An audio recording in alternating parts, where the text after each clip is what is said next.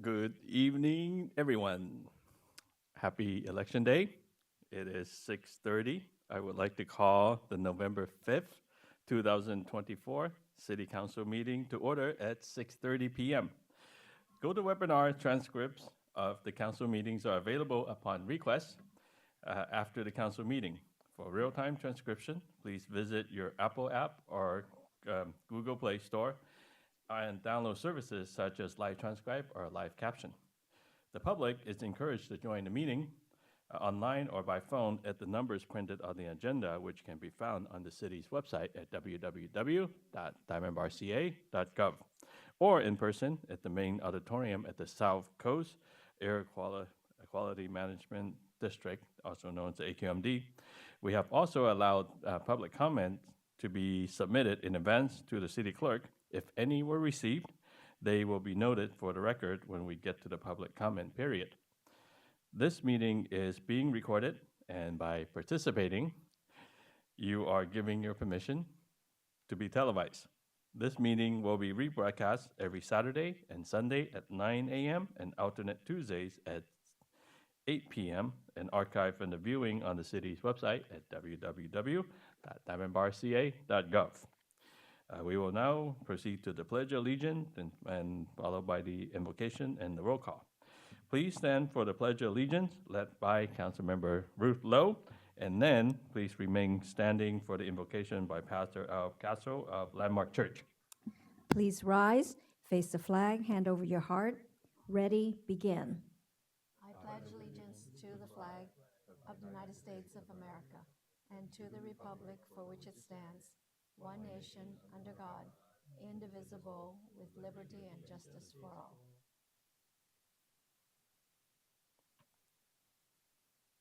Let's pray. Lord, bless our nation, bless this great city. Lord, guide our leaders, give them unity and strength and protection. Lord, take care of our police, our firefighters, our teachers, our military.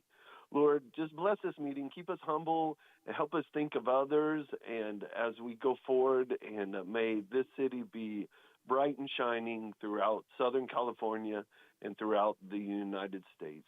Lord, we pray for our country as the election's going on, and pray for harmony and peace. In Jesus' name we pray, amen. Amen. Amen. Thank you so much, Pastor. And please be seated. And City Clerk Santana, can you please call the roll? Yes, Mr. Mayor. Councilmember Chow is absent. Councilmember Lowe, I'm here. Councilmember Tai, Here. Mayor Pro Tem Tang, Here. Mayor Liu. Here. Thank you so much. And we will now move on to the approval of the agenda.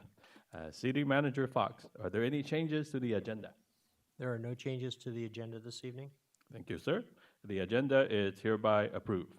And we have a special presentation by the San Gabriel Valley COG. This is the 2024 San Gabriel Valley Council of Government update, and presented by Mr. Rene Coronel.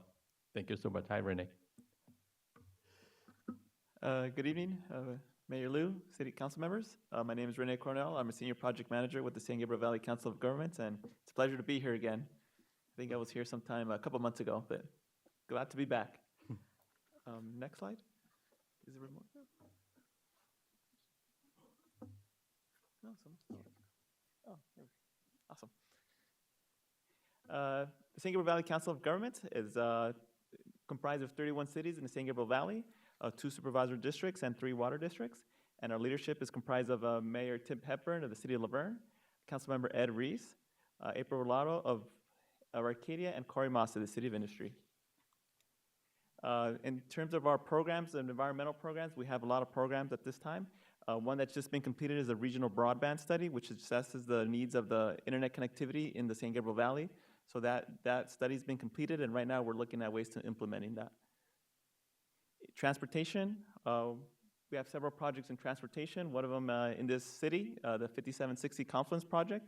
And the next coming slides, I will go more into detail in terms of the progress since the last time I was here, as well as the Measure M sub-regional program, which will fund $1 million towards the Diamond Bar dual left lane turn.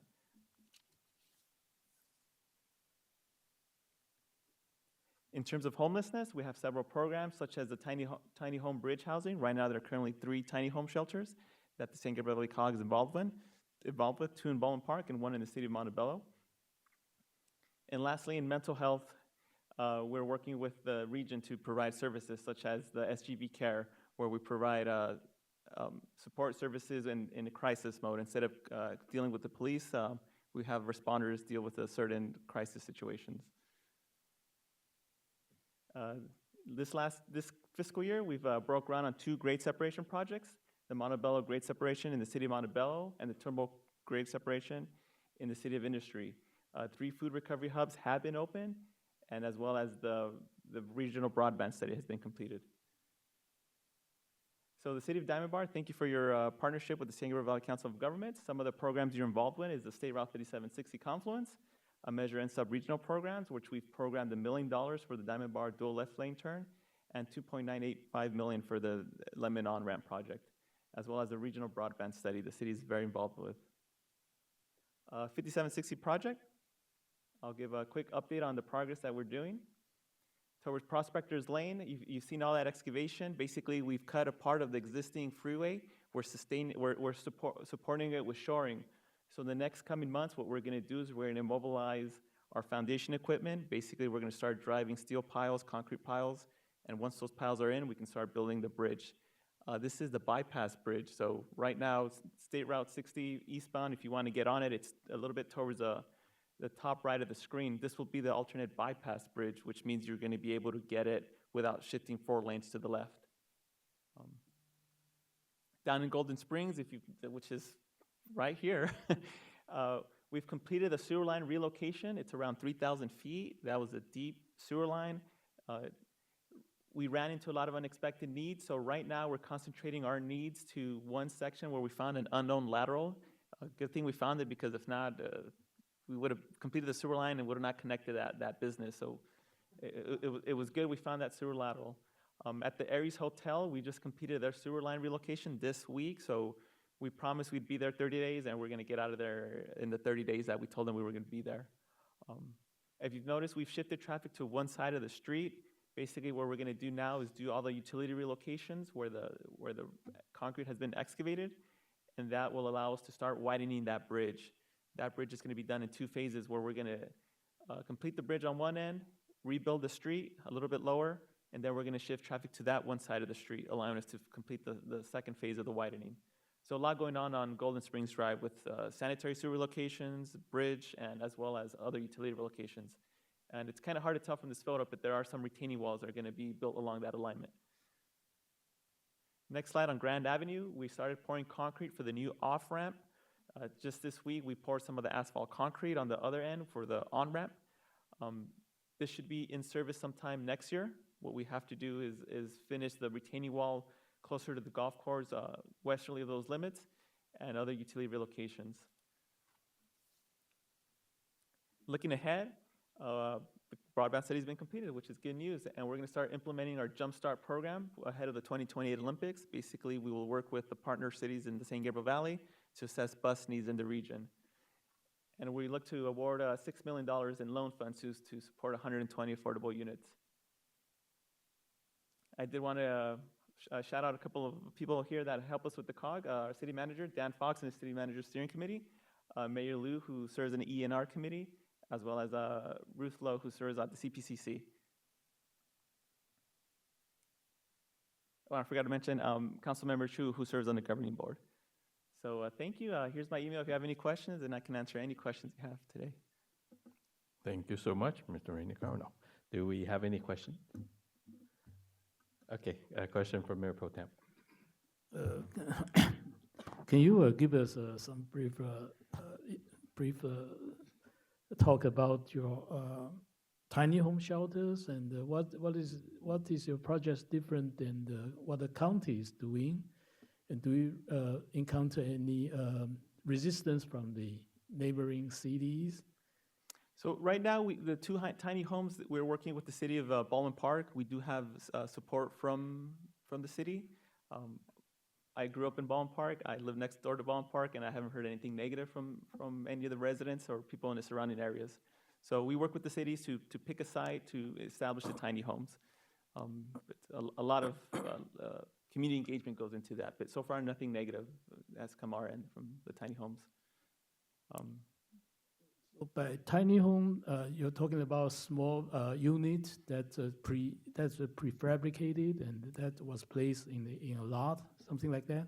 Yeah, so the two we have along Baldwin Park are along the 10 freeway before the 605. It is more of a, they were empty lots. What we do is we do the utilities, we connect the tiny homes to sewer lines. So there's some utility relocations on the empty lot. Once we do that, we pave it and we put the units on that. They're not pre-assembled, they're built on site. One of the sites houses families and the other one houses individuals. So those are the two sites we have in Baldwin Park. What is the cost of each unit? I would have to get back to you on that information, but I'll look into it and get back to you. Thank you. Okay, question from Councilmember Not a Tai. question, an observation, an appreciation. I can't believe, first of all, Renee, I really appreciate the information on a regular basis. It's one thing to drive by it every day. It's one thing to hear people complain about it every day. But I think it's remarkable what the whole program has done to it. When you change Golden Springs Drive from 4 lanes, 2 each way, to 1 lane each way, and it works for people, it's still painful, but it works. And just the signage that you give people plenty of time about what's coming up. When I come here from Diamond Bar Boulevard and I see the signs, I know if the left lane is closed, or I know if the right lane is closed, I know what I need to do. So thanks very much for making that possible for our residents. Thank you. We've been working with city staff and we've been implementing changes as we go. So Christian Malpica with the city has been very helpful. So, and with the contractor, they've been very flexible, moving hours, shifting hours from 9 a.m. to 5 p.m. to avoid the traffic shift. So it's something our contractor's on board with. So we're very appreciative of that, of staff support and as well our contractors. Every little bit helps, especially with the contractors. Thanks very much. Thank you. Thank you. I second that. The update is very, very helpful. I driven by Grand Avenue. I did not see the progress that's made, but these aerial photos is very, very helpful. Thank you so much. Any more questions? That's it. Well, thank you so much, Mr. Rene Carno and the San Gabriel Valley Government COG. Thank you. Thank you. Have a good evening.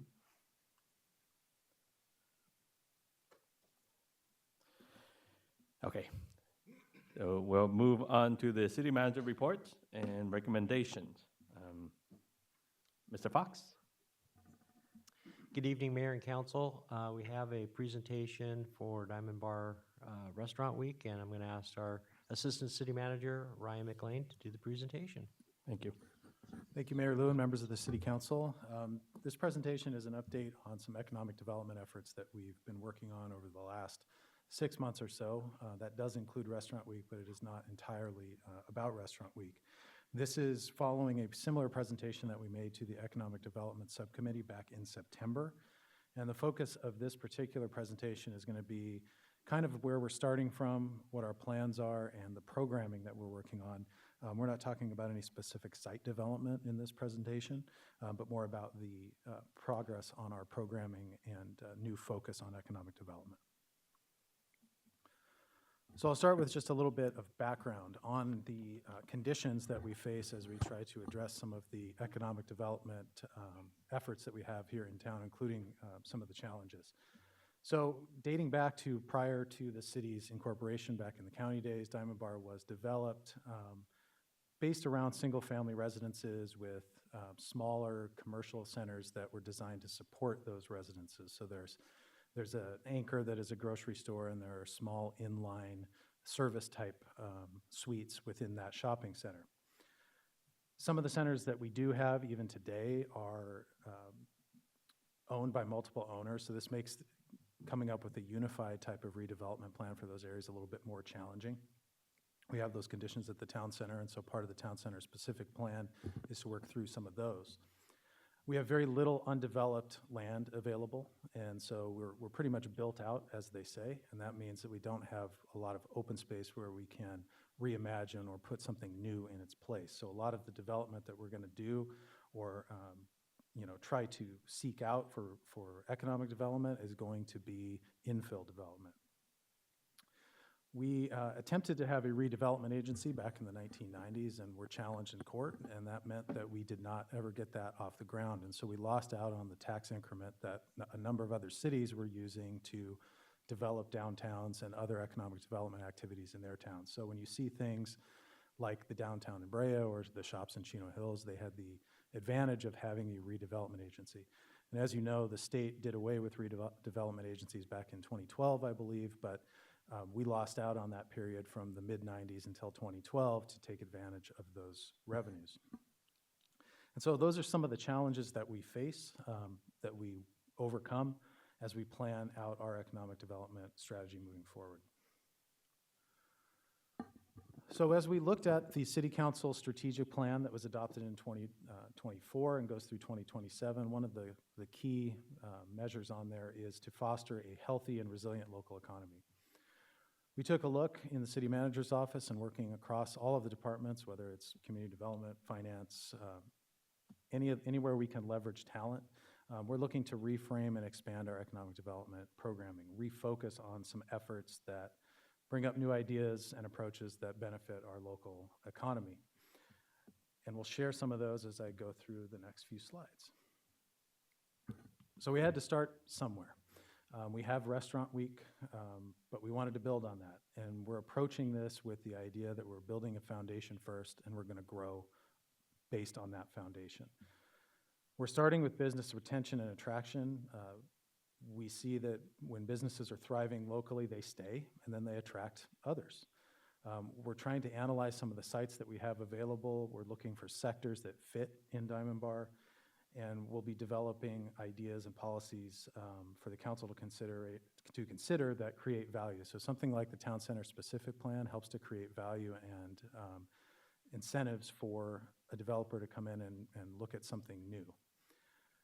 We want to target specific business for infill where appropriate. So when we have some vacancies, which we have very few of, despite what you might hear out there, our vacancy rate is pretty low. But try to target specific businesses to infill those when we do have a vacancy. One of the main things we want to do is start to build relationships with business owners in the community and entrepreneurs and work together to assist them as they found their businesses, grow their businesses, and establish them.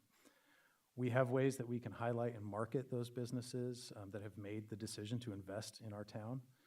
And we want to remind and engage residents of the many options they have to shop and dine locally and what it means to shop and dine locally. So you've probably seen this over the last few months. Our community relations team put together the brand that you see on the screen there, Keep It Local, Shop Diamond Bar First. And the main purpose of this is to support our local businesses and drive growth to those businesses. And we use this Keep It Local as an umbrella for some of the many different programs that we're going to launch currently and in the future, such as the Business Spotlight, various public engagement programs surrounding economic development. And you'll see this branding and focus in print, online, on social media, and some of the video productions that our team will put together. And really what it comes down to is the message is that your decision to shop local is an investment in your community. So you're not only supporting the businesses, the entrepreneurs, creation of jobs, you're making an investment in your community because when you spend your money locally, that money comes back to the city to fund public safety and infrastructure and recreational programs and parks. And every little bit of that makes a difference. So if you choose to shop locally, that investment comes back to you in the form of those various city programs. We've recently launched our dedicated economic development subsite. This is a standalone website page that you can link through our website to get to. It's very bare bones at this point, but again, we're trying to build and grow, and we figure we have to start somewhere. And so the intent of this economic development page is to house all of our economic development related information from business resources, site selection, and demographic information, key materials that are important to business owners and those that are looking to find a place to house their business. We do have one key feature that we've worked hard on that we wanted to make sure was launched with the start of this subsite, and that is the business directory. So we have a business directory on the site where you can search for a business by name, you can search by category or business sector.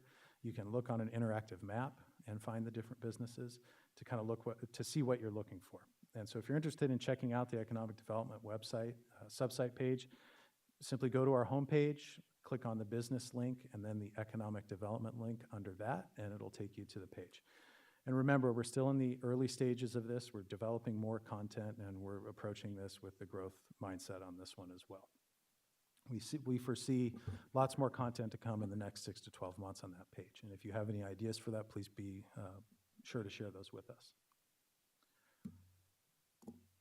Diamond Bar Restaurant Week. We recently wrapped up the 9th annual Restaurant Week program, and we really focused with this year's Restaurant Week of using that brand of keeping it local.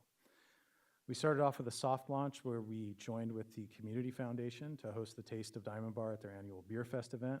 And this was one of the first opportunities for our new team to go out and build relationships with some of our local businesses. We had a number of local restaurants that were kind enough to join that event, and they shared their menus with more than 300 attendees at that event.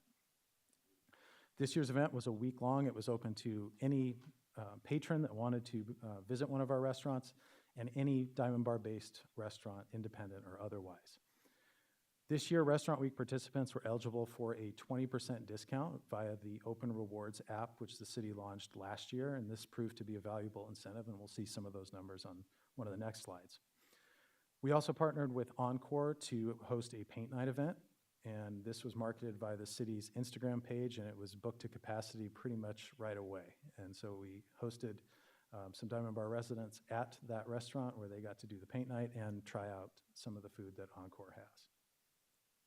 And then just last week, the mayor hosted the Dine and Win giveaway on Instagram Live with winners receiving gift cards to local restaurants.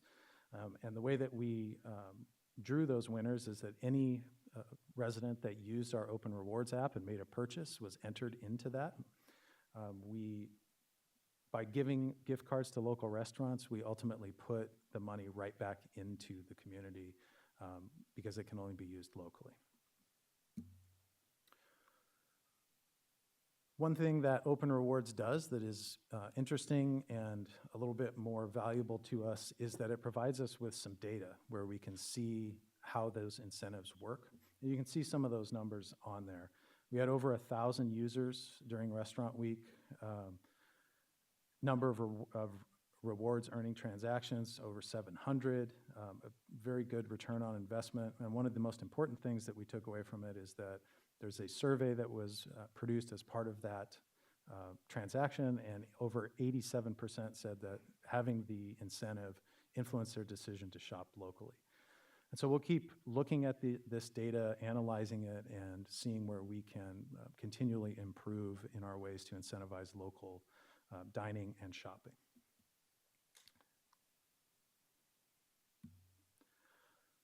We're going to continue using Open Rewards, not just for Restaurant Week. We have opportunities throughout the year, nationally recognized days. You may have heard of National Donut Day or National Taco Day. That allows us to incentivize patronage at local restaurants that offer that. And we can also use it for a Shop Diamond Bar holiday promotion as well. And those, again, all provide incentives and cash back during promotional events that we choose.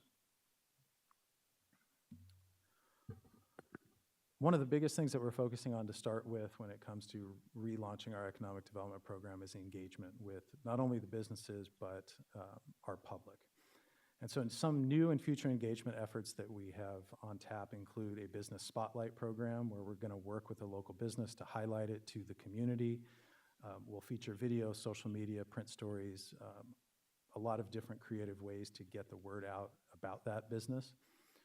We're going to try to develop a business liaison program where we assign staff members to businesses to provide them a single point of contact to help shepherd them through any needs they have when it comes to city services, permitting, so forth.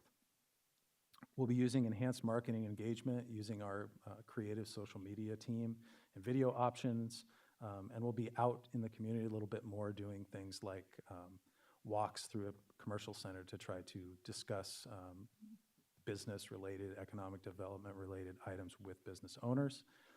And we'll continue to build and expand our working relationships with the Chamber, Small Business Administration, San Gabriel Valley Economic Development Partnership, and many other local, state, regional, and even federal resources. And so with that, are there any questions? I know I covered quite a bit of material in a short time, but I'd be happy to answer any questions that the council has. Thank you. Thank you, Mr. McLean.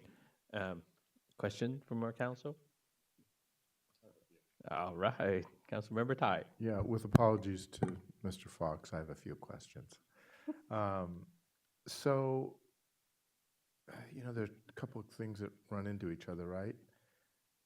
We're built out. So where does that put us? How does that work for us with our RENA numbers? Well, that's more of a housing issue than our economic development issue. The town center specific plan has space to provide for some housing development. That may be an opportunity to address those. Right, but I mean, we want, from an economic development, we want business as a bedroom community. We want as many businesses as we can get. And so it's a fight between housing and our economy, right? And there's very little undeveloped land, and does that mean that we'll be looking at repurposing some properties? Well, that's ultimately going to require a developer that's interested in doing so. That may require council policy decisions to adjust land use. But a lot of the things that we're hearing is that retail follows housing. And that's why you see big development growth in cities like Menifee, for example, where they have the land to develop housing, and then the retail follows that because it needs to support it. We're probably going to have to look at things in a different way, just given the conditions. We're not going to be building large malls and auto centers and things like that that have been staples in communities elsewhere. We're going to have to focus on infill with the existing commercial infrastructure that we have. The town center is kind of the standout. I know that in the general plan, there's discussion of the transit-oriented development, and maybe there's some options there, but that's kind of down the road. I think the most striking location for economic development now is going to be in that town center project, which does include some housing as well. Okay, good. So I think we have done a great job. We, the city, have done a great job and attracting. I mean, do you realize it's been 15 years, 16 years since Target was here, came here? And every time I go in there, there's a sign up that says there's property for lease, there's space for lease. But if you look at Target, Crumble, Jimmy John's, Starbucks, and Chili's, there's no vacant spot. So what are we advertising to? When you're speaking of advertising, what are you referring to? Not us advertising. That billboard that says, call this number. We have space available. There's no space available. So Well, they should take that out or get us more retail space. I assume you're referencing something that a broker put up on Sure. that particular location. If there was a vacancy and they didn't take their sign down, then we can check with the broker to see if that's still an issue. Most of the vacancy we have is in the area of the town center across from Lore Beer. Right. That's where most of the vacancy is. If you go to the commercial centers around, you may see one or two here and there, and usually they're pretty quickly snapped up. As far as the one at Target, I'm not sure offhand. I can look into it and report back to you. But we're not actively working as the broker. We would work with them to try to target certain businesses, check in with them to see who they have maybe coming in. But you're right, there isn't a high vacancy rate in Diamond Bar. Right.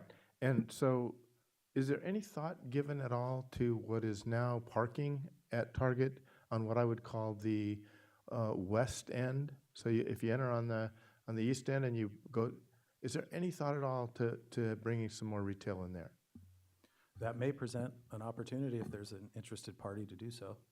I'm not sure how it would impact kind of the layout of the site, parking restrictions, access to the church next door, but those are all things that can be considered. We will need to take creative approaches to kind of attract new business, develop the sales tax base that'll help us sustain the type of services that we want to provide, the type of maintenance that we're going to have to do to our infrastructure, and so it's important to bring those in. Good, I appreciate that. And again, the new businesses that have come here are remarkable to me. We've got Georgie's Mediterranean that used to be The Walk, if I'm not mistaken, and there's a new business coming in called Blank Canvas South. That's the former Chase building. So we do attract folks. We do. I mean, that's a unique build. That is really a unique undertaking with Blank Canvas South for what they want to accomplish. But they like Diamond Bar to get that done. And I think, Ceci, I think it's you that does the update and lets us know what the new businesses are in Diamond Bar. And I think that's very, very helpful to take a peek at those, see where they're at, and we're getting our fair share. So thanks very much. Appreciate it. Thank you, Councilmember Tai. Oh, Mayor, Councilmember Lowe. I have a question. Yes. Actually, to follow up on that, I do notice, Ceci, that you give us a list of businesses as they're open, either already open or planning to open in the future. My question is, do we have a trending information or data about whether new businesses, as they're coming in, are they trending toward online businesses where the business is like in an office, or are they setting up a retail location where somebody is shopping there? Because it sounds to me like, and the reason I ask that is our program is directed at brick and mortar stores. Is that correct or not correct? So there's like kind of two questions there. So I need to do some research into what data we have available to answer that question. I don't want to give you information that isn't correct here, but I can get back to you and let you know if we can identify the trend or if there is a trend based on online only versus brick and mortar. We do have a lot of home-based businesses, but yes, we're targeting the places where people can shop, where our residents can go out and invest in their community at storefronts. If there's a way to drive traffic to websites, we can certainly consider ways to try to do that. I think what we're doing is what most people that go out to shop do. So they go get groceries, they get gas, they have service oriented needs. They go to their dry cleaner, they go get a bite to eat. Those are the type of things that really drive the local economy, especially in Diamond Bar, because we have so many small businesses that are independently owned and operated with very, very small staffs. So that's primarily the approach that we're taking, is the in-person, boots on the ground type. So those are our point of focus, is what the program is aimed at, right? Yes, because we believe that those are the businesses that most of the people that live and work here are going to patronize. Okay. Are we focused so much on helping them develop their business? Some of them have actually been here many, many years. Or do we go out and ask them, well, how can the city help you make your business better? And part of my concern with our thriving business is the state of the crime that hits many of our mom and pop stores. And they're like basically there, and they get burglarized once a year, twice a year, maybe even more. And so that to me is a concern. So we do plan to be out in the community a little bit more, personnel providing. There's only so many of us. We don't have any dedicated economic development staff. This is all additional items that we're taking on.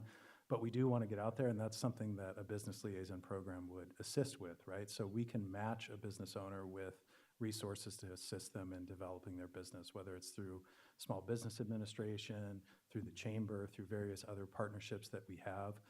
The Small Business Development Center offers SCORE, which is a business development mentorship type program that we've had available in the past. So those are resources that we can help match business owners with. We've also been out in the community for the last 2 years doing walks in commercial centers specifically focused on the public safety aspect.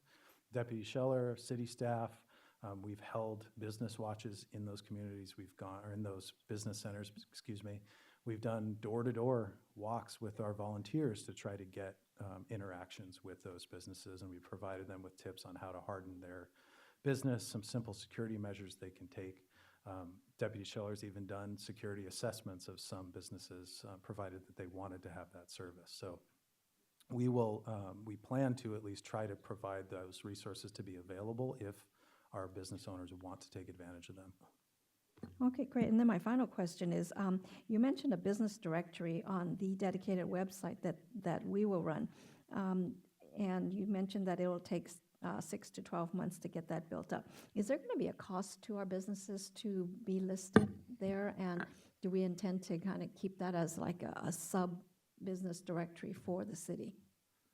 So the business directory is already up and running. That's one piece that's already available. So the 6 to 12 months is kind of the longer term to add additional content to that page unrelated to the directory. So the directory is up and available, and you can use it now, and it's at no cost to the businesses.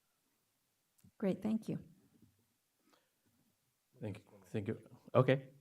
Councilmember One more Tang. question, Ryan. I know you were talking about economic development, and Councilwoman Lowe was just talking about safety for the businesses.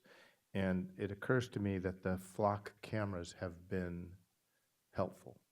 And I wonder if you can, if now's the right time, or maybe we come back with it at our next meeting, to see how the flock cameras have helped with the incident at Pathfinder. I don't know offhand if they were used by the CHP. The CHP took over the investigation of that particular incident, and they're pretty tight-lipped about that and have not reported any feedback on that, other than I believe they brought a suspect in. I do not know how they, what evidence led them to that vehicle. I know there was a witness on site. But our flock system has been helpful in other cases, and I know that our captain has that information, and I'd be happy to share it with the council if you like. Great, thank you. Does that answer the question? Or do we need? Oh, thank you. Councilmember Tang. Okay. Mayor Pro Tem. A few months ago, the Chamber of Commerce representative come here to do some presentation. I remember they mentioned that there's a coming event of Olympics and the FIFA in a few years into the Southern California area. So do we envision any like benefit or anything that we can benefit from those two big events? I know that we are very far away probably from the center of the activities, but do you think we can benefit from that? I think if there was any benefit that would result from that is that there would be an increase in the hotel rooms booked, which would then generate additional transient occupancy tax to the city. I think we do have a pretty fair distance from where most people that would be traveling would want to stay if they were visiting events downtown, given kind of the commute, the traffic. But I don't think it's unreasonable to think that there may be some, bus transportation or train transportation available, and we may see a bump in the number of hotel rooms that are booked during those periods. Thank you, Mayor Pro Tem. I have a question regarding the businesses outreach and the liaison. Do we have statistics on the number of businesses that are actually owner-occupied and owner-operated? And from the past conversations, one of the challenges when we're doing outreach or getting a business owner coming out to learn about the resources that are available to them, but they're operating the business, that presents a challenge. So I'm wondering if we have a high percentage, perhaps that we can look at different ways that we can deliver the resources, information to them. I do not have data on which business is owner-occupied. We have a mix of businesses, but as I said earlier, a lot of small businesses that are most likely, owner-run. Mm-hmm. But we also have some national credit tenant businesses that are parts of chains or larger corporations, and those are centrally managed by a board or some type of national or statewide oversight. So I don't have any of those numbers. I can share that we have about 2,700 tax-producing businesses in the city across various sectors. So that's actually, it's 2,071. I misplaced the 7. So 2,700 is not correct. 2,071, and I know because I looked earlier. But hopefully we'll get to 2,700 in short order somehow. Good. Thank you. Very, very good information. Any other questions? No? Well, thank you so much, Assistant City Manager, Mr. Ryan McLean. Okay, we'll move on to public comment. Public comment is the time reserved on each regular meeting agenda to provide an opportunity for members of the public to directly address the council on consent calendar items or other matters of interest not on the agenda that are within subject matter jurisdiction of the council.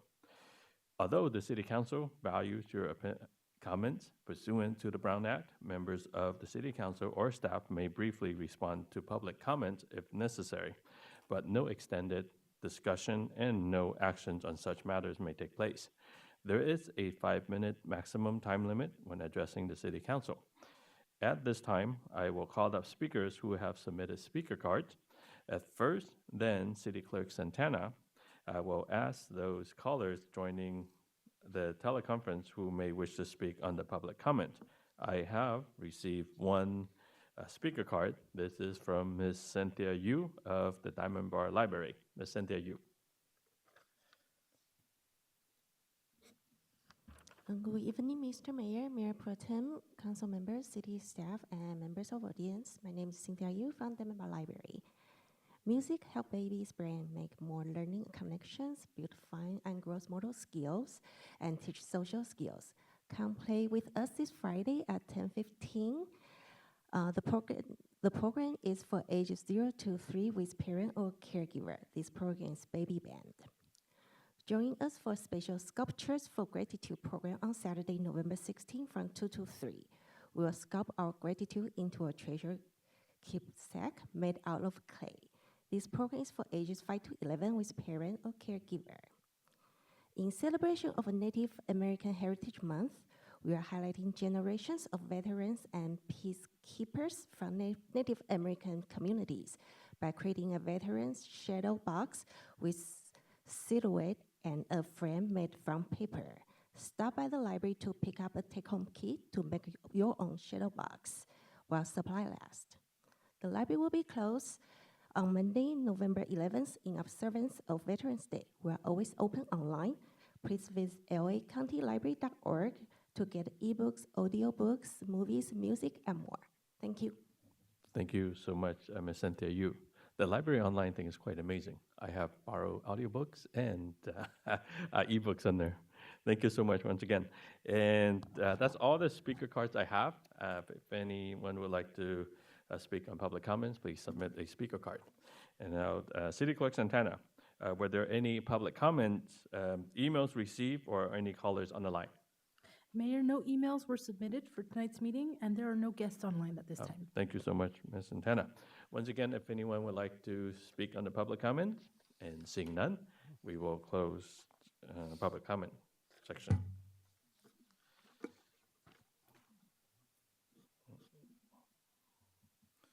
And we will move on to the schedule of future events and consent calendar.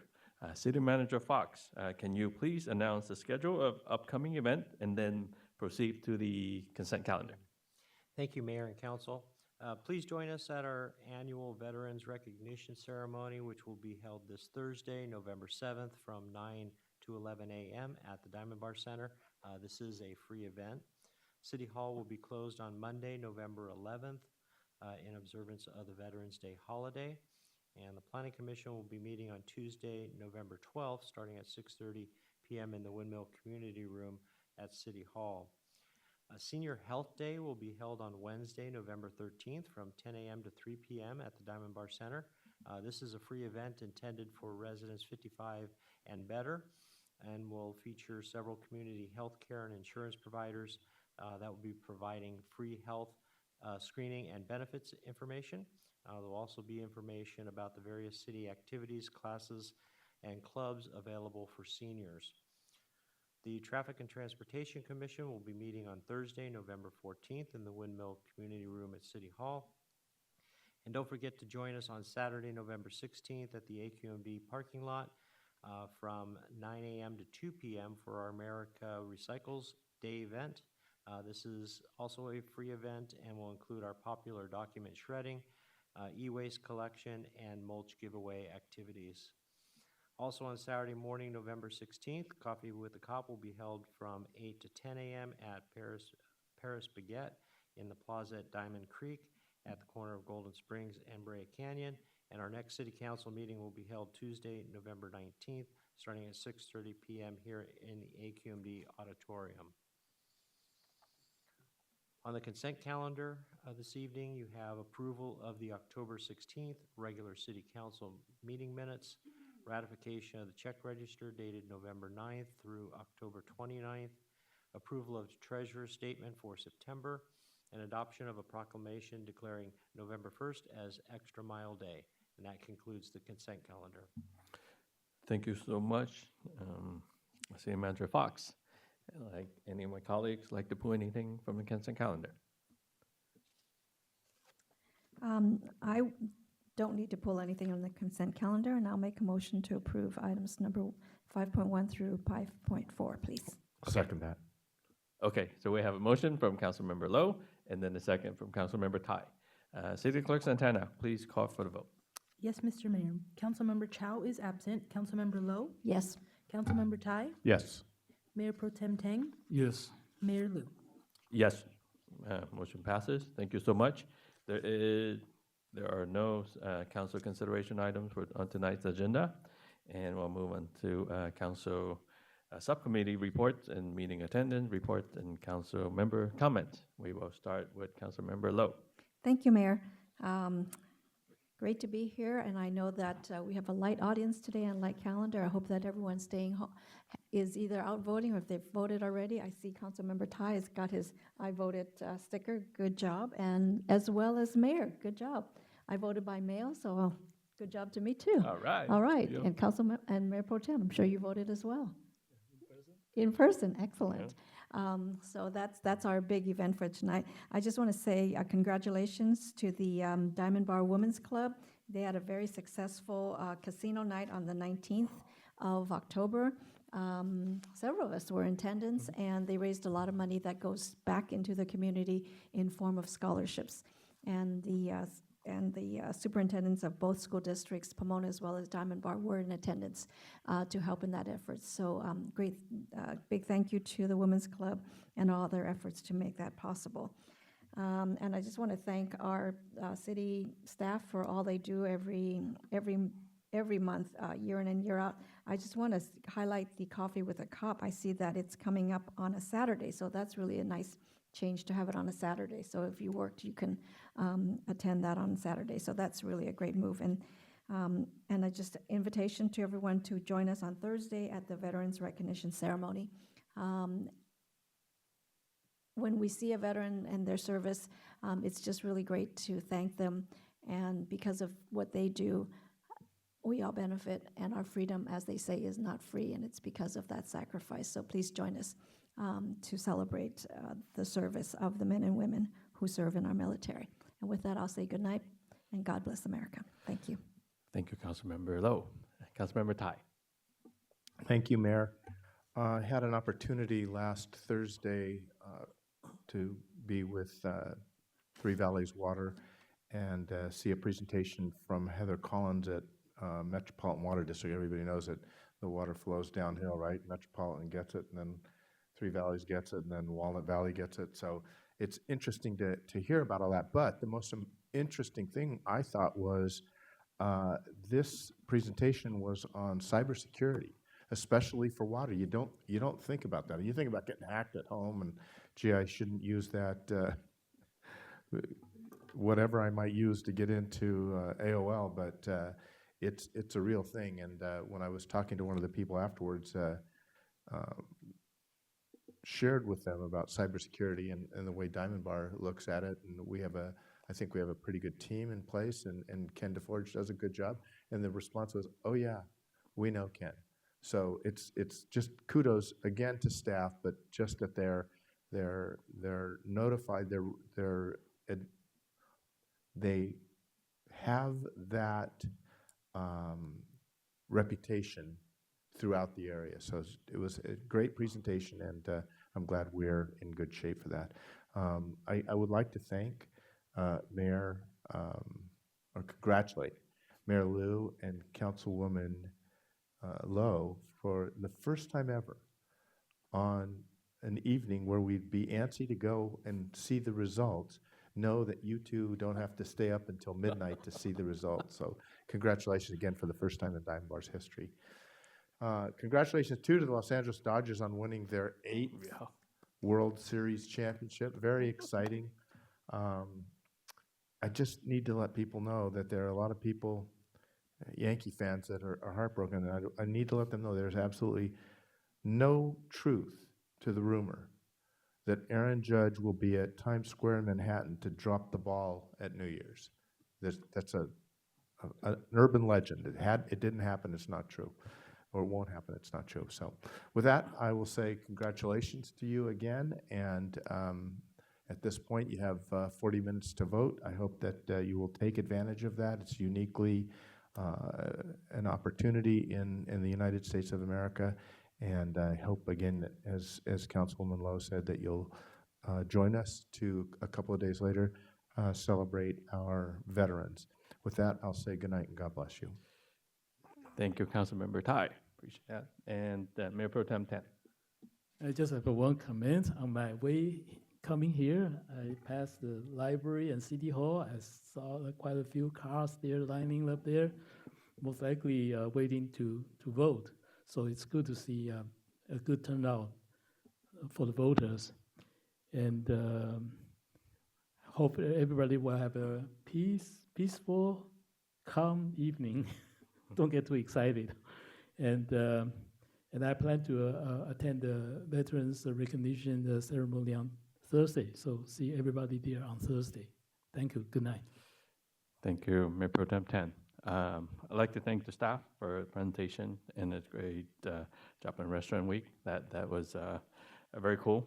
And I had a chance to, I want to give a shout out to the kids over there at the 2 high schools that play on the Branding Iron game. I attended the game, and it was a friendly rivalry game. But what's the coolest part was, I was standing on the Diamond Bar side and Brahma side, and this kid from the Walnut side, they brought gifts to the Diamond Bar students. The marching band, the cheerleaders, and everyone. The game was very, very fun. So I thought that was really cool to have a rivalry and then a very friendly hospitality to everyone. Look forward to seeing everyone at the Veterans Recognition on Thursday, and also the American Recycled later this month. And thank you everyone for voting. It is now 7:22. There's a little bit more than half an hour to vote if you haven't done so. Thank you so much, and we will say good night, and we will adjourn the meeting at 7:22 p.m. Thank you so much. Good night.